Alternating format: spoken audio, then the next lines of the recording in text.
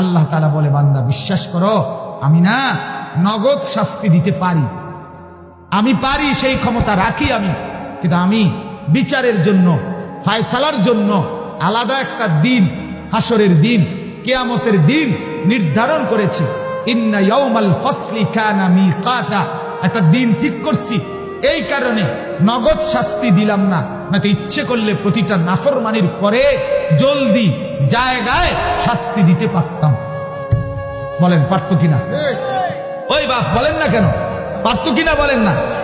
ফজরের নামাজ না পড়ে আপনারা যারা ঘুমান, আপনাদেরকে আল্লাহ তাআলা যদি ফেরেশতা পাঠাইয়া বলতো, এই যে তেজে ফজরের নামাজ পড়ে না, তার একটা ফাসাদ দিয়ে একটা লাথি মার, একটা লাথি মার, জানোয়ারের একটা লাথি দে, একটা লাথির লগে দেখা যাইব আর স্পিড বোর্ডে ওড়ন লাগতো না, টলারও ওড়ন লাগতো।